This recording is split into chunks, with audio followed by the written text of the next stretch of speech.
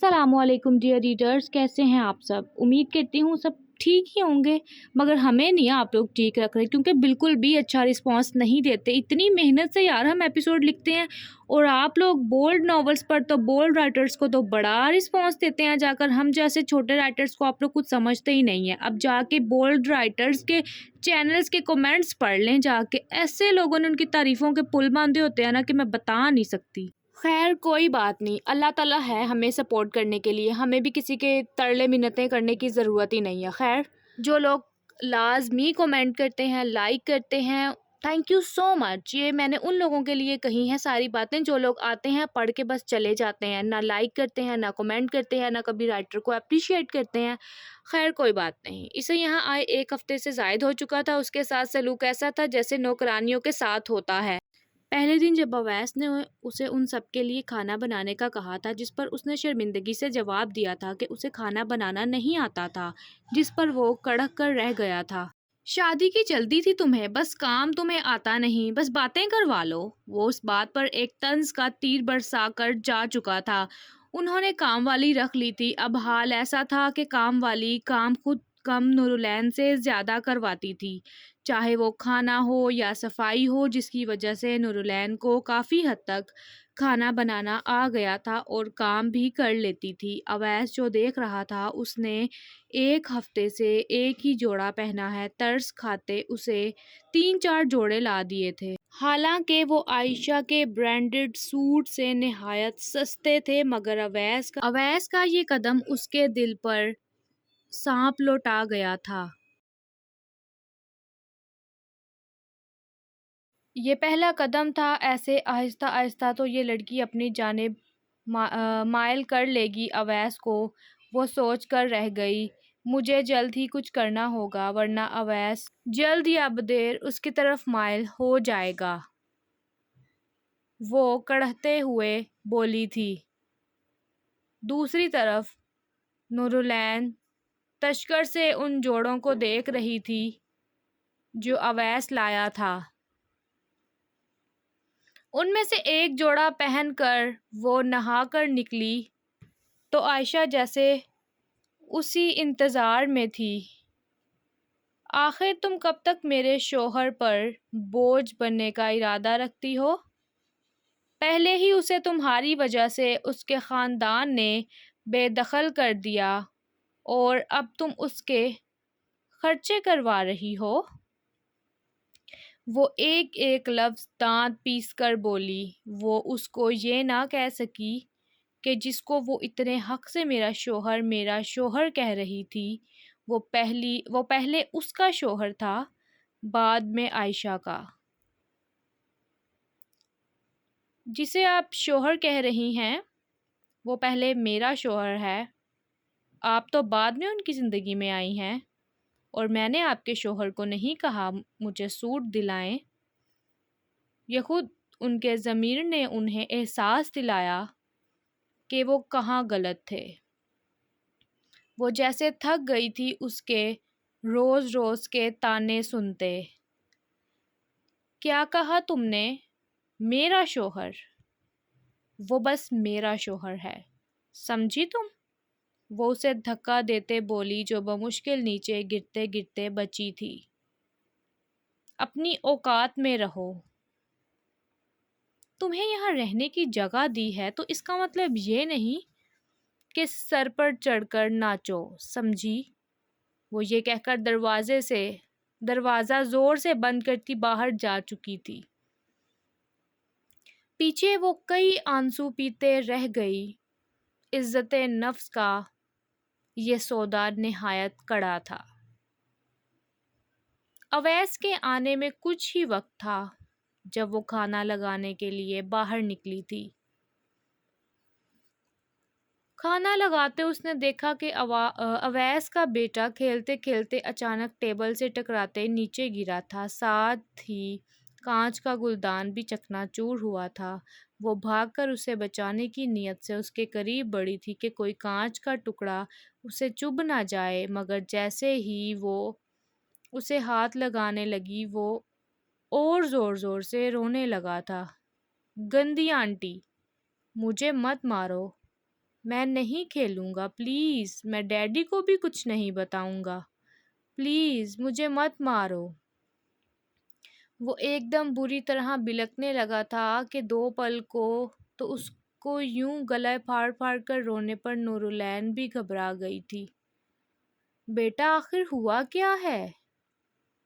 وہ پریشانی سے بولی جب اویس کے کرخت آواز نے اس کے چھکے چھڑا دیے تھے۔ پیچھے ہٹو بدبخت عورت، تمہاری ہمت کیسے ہوئی میرے بیٹے کو ہاتھ لگانے کی؟ وہ اسے پیچھے دھکیلتے بولا جبکہ کانچ کے کئی ٹکڑے اس کے ہاتھ اور بازو میں پیوست ہوئے، اسے زخمی کر گئے تھے کہ اس کا کافی خون بہہ نکلا تھا۔ میں نے کچھ نہیں کیا اویس، میرا یقین کریں، یہ خود گرا ہے، میں تو بس اسے اٹھانے آئی تھی۔ وہ سسکتے ہوئے بولی، بس کرو، اور کتنا جھوٹ بولو گی تم؟ خود تو تم کبھی ماں بن نہیں پاؤ گی، میری ممتا بھی چھیننا چاہتی ہو۔ عائشہ حلق کے بل دھاڑی تھی۔ میں سچ کہہ رہی ہوں، یہ خود جان بوجھ کے گرا۔ چٹاخ رہے سہے الفاظ اویس کے تھپڑ سے اس کے حلق میں ہی دم توڑ گئے تھے۔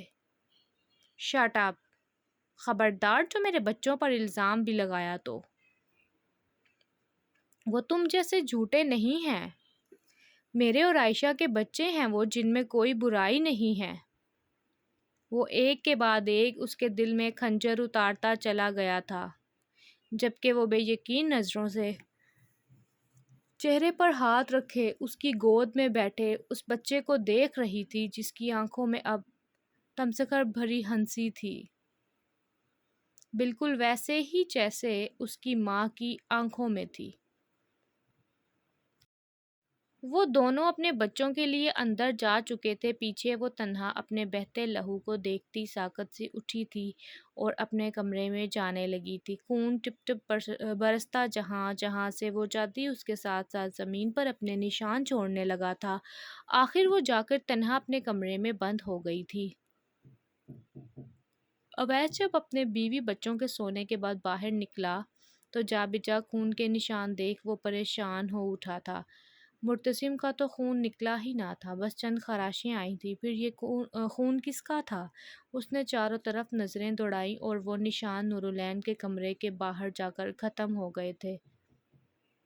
اسے یاد آیا اس نے نورالعین کو دھکا دیا تھا جس سے کئی کانچ اس کے ہاتھ اور بازو میں پیوست ہوئے تھے، جنہیں وہ نظر انداز کر گیا تھا، مگر اب یاد آتے ہی شدت سے ندامت کا احساس ہوا تھا۔ وہ فوراً لپک کر اس کے کمرے کی جانب بڑھا اور دروازہ کھول کر اندر کی جانب آیا جہاں وہ بہتے لہو کے دانت بالکنی میں بیٹھی تھی، جیسے ساکت سی مورت ہو کوئی۔ پاگل ہو گئی ہو کیا تم؟ ابھی تک پٹی کیوں نہیں کی تم نے؟ کتنا خون بہہ گیا ہے تمہارا؟ وہ اس کی نکاحت بھری آنکھوں میں جھانکتا ہوا بولا جو کسی بھی پل بے ہوش ہونے کو تھی۔ پہلے خود ہی زخم دو اور بعد میں دوا کا پوچھو، جو کبھی میسر ہی نہ کی ہو۔ اچھا انداز ہے فکر جتانے کا، وہ پھٹتے دل سے بولی۔ اسے یکدم پشیمانی نے آن گھیرا تھا، سچ ہی تو کہہ رہی تھی وہ، اس کے کمرے میں تو فرسٹ ایڈ باکس بھی نہ تھا۔ وہ فوراً خود کو کوستا فرسٹ ایڈ باکس لایا اور اس کی مرہم پٹی کی۔ اب آپ ایک ایسی لڑکی کی مدد کیوں کر رہے ہیں جو آپ کے بچے کو نقصان پہنچانا چاہتی ہو؟ وہ اسے دیکھ تمسخر سے بولی جس پر وہ لب بھینچ کر رہ گیا۔ کیا بتاتا کہ اس کے دل میں یہ اندیشہ تھا کہ شاید اس نے ایسا نہیں کیا۔ بہت دیر ہو گئی ہے، آپ کو جانا چاہیے۔ کیا پتہ آپ کی بیوی جلن میں کل پھر مجھ پر کوئی الزام لگا دے اور پھر آپ مجھے زخمی کر بیٹھیں اور میں ایسی بے وجہ کی تکلیفیں برداشت نہیں کر سکتی۔ وہ سرخ آنکھوں سے اپنے گرد ہاتھ باندھتے بولتی، ایک دم ایک طرف کو ڈھلک گئی تھی، جسے فوراً اویس نے بیڈ پر لٹایا تھا۔ تم یہاں کیا کر رہے ہو اویس؟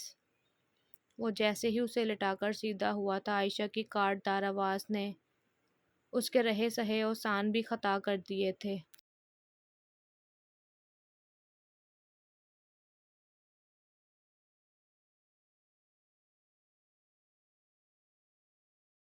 کیس نے زہرا کی باتوں کو کچھ زیادہ ہی دل پر لے لیا تھا۔ تب سے وہ اٹھنے کی کوشش کرنے لگا تھا، روز میل نرس کی بتائی گئی ایکسرسائز کرتا، مگر جب تک اس کا آپریشن نہ ہو جاتا یہ سب بیکار تھا۔ آخر آپریشن کے پیسے کہاں سے آئیں گے؟ وہ دونوں ہاتھ بالوں میں ڈالے سوچ رہا تھا، جب کسی کے قدموں کی آہٹ قریب ہی محسوس ہوئی تھی۔ وہ زہرا تھی، اس کی زہرا، جو اس وقت بزنس سوٹ میں ملبوس تھی۔ اپنی ماں سے اسے یہ تو پتہ چل ہی چکا تھا کہ وہ دوبارہ بزنس جوائن کر چکی ہے، مگر کیسے یہ اب تک معلوم نہ ہوا تھا۔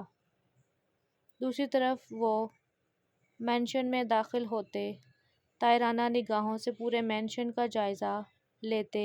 این کیس اور اس کے مشترکہ کمرے میں داخل ہوئی تھی۔ اسے پاسپورٹ اور باقی چیزیں لینی تھیں جو یقیناً یہیں تھیں۔ اندر کیس پر نگاہ پڑتے ہی وہ ایک پل کو رکی، مگر پھر اپنی چیزیں نکالنے لگی۔ تو آخر آپ نے اپنا کام شروع کر ہی لیا جسے چھوڑا تھا؟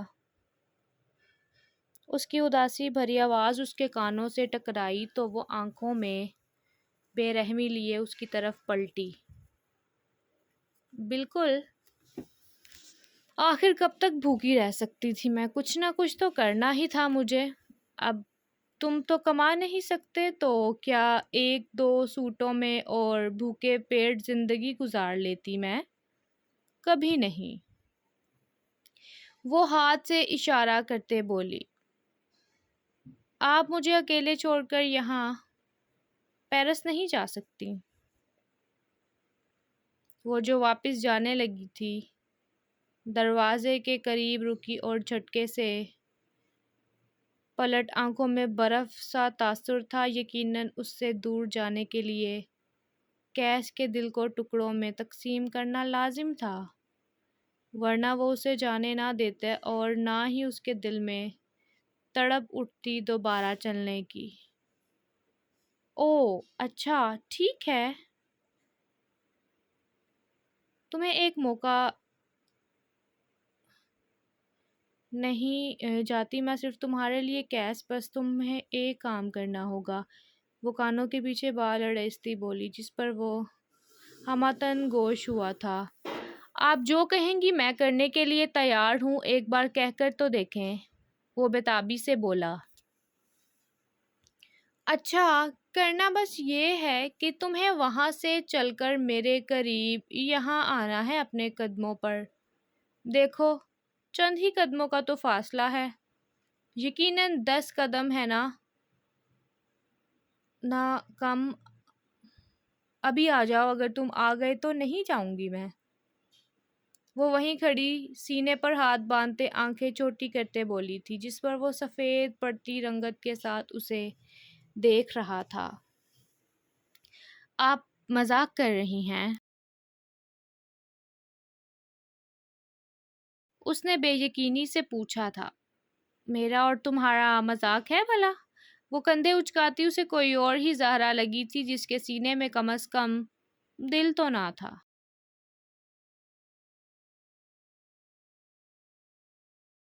وہ اس کی بے بسی کا مذاق بنا کر ہی تو رکھ گئی تھی، مگر کیس کی محبت کی انتہا تو یہ تھی کہ وہ پھر بھی ہمت کرتے اپنا پورا وزن وہیل چیئر پر ڈالتے، دونوں ٹانگیں نیچے اتارتے اپنا پورا زور لگا کر کھڑا ہوا تھا۔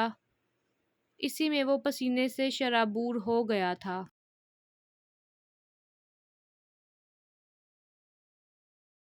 ایک قدم اٹھاتے اس کی جیسے جان ہی نکل گئی تھی، مگر اگلے قدم پر وہ منہ کے بل نیچے گرا تھا۔ اس کی کئی آہیں نکل گئی تھیں۔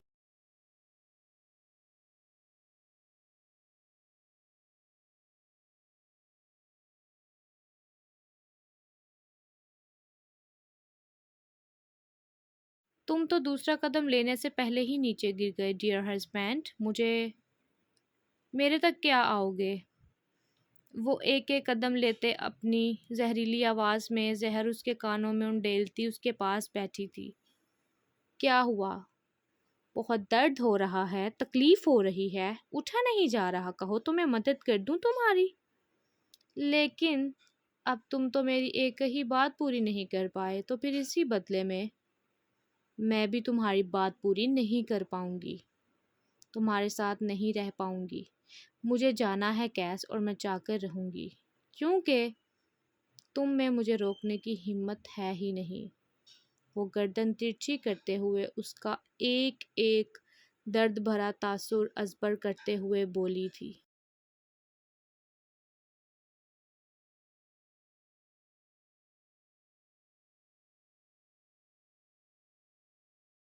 جب وہ اگلے ہی لمحے جھٹکے سے اس کی کلائی تھام گیا تھا، اس کی آنکھیں جیسے لہو برسانے کو ہوئی تھیں، اور وہ ایک دم اس کا چہرہ اپنے قریب کر گیا تھا کہ دو پل کو مقابل کی ہستی بھی زلزلوں کی ضد میں آ گئی تھی۔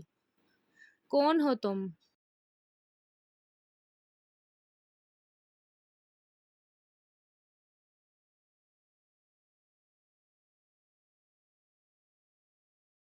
تم میری زہرا نہیں ہو سکتی، ایسے برفیلے تاثرات اور ایسا کٹھور دل میری زہرا کا نہیں ہو سکتا۔ سچ بتاؤ ورنہ تمہاری جان لے لوں گا۔ وہ اس کی گردن کو دبوچتا اگلے ہی لمحے اسے نیچے گرا گیا تھا، جبکہ اگلے ہی لمحے اس کی آنکھوں کا رنگ بدلا تھا۔ اور نہ دیں آپ لوگ ویوز ایپیسوڈ پر، اور نہ کریں لائک اور کمنٹس، ان کی دوری کو اب آپ نہیں روک سکتے۔ ویسے بہت ہی غلط بات ہے، آپ لوگ بالکل بھی اپریشیٹ نہیں کرتے۔ کہاں گئے وہ ریڈر جو اتنے کمنٹس کیا کرتے تھے، لائک کیا کرتے تھے؟ یار میں تو ناراض ہوں آپ لوگوں سے۔ کیا فائدہ اتنی گرمی میں بیٹھ کے آپ لوگوں کے لیے وائس اوور کرنا، اور آپ لوگ کمنٹ بھی نہیں کرتے۔ شیم آن یو گائز۔